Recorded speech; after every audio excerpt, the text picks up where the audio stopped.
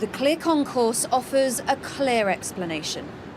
London Waterloo was Upper Crust's first store.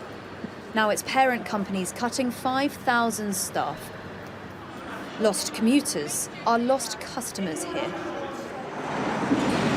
Outside too, in the shadow of the station, a normally bustling street is shuttered. Yasmin's convenience store is the only one open, and business is bad.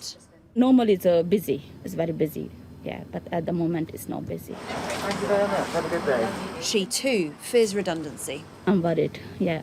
If I lose my job, I'm not getting another one at this time. Lockdown may be easing, but if you needed any proof that the way we're living has changed, then this street is surely it. This would normally be heaving with commuters and tourists alike. And now look at it all the way down here. There are cobblers, cafes, dry cleaners, all once viable businesses, now just closed. There's no footfall and no sign of recovery. Larger names, brands built on our modern lives are feeling it too. Redundancies keep coming. 500 at Topshop's owner Arcadia, 600 at TM Lewin, nearly 700 at Harrods, and John Lewis says it will never reopen all its stores.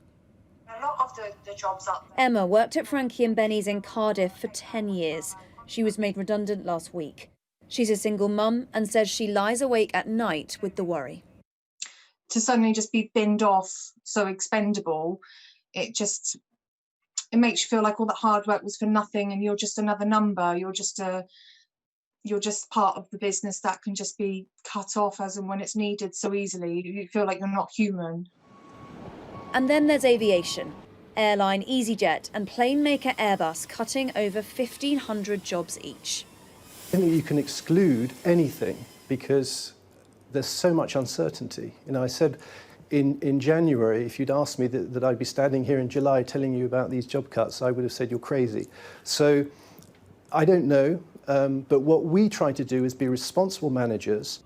Much of the pain has been kept at bay by the furlough scheme, but that starts to taper off next month. Its withdrawal needs to be handled extremely carefully and extremely sensitively.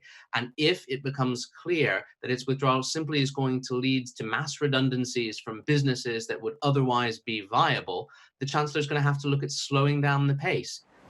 Mass redundancy in this country looms as an ever more likely threat. Happier times feel distant for many. Helen Ann Smith, Sky News.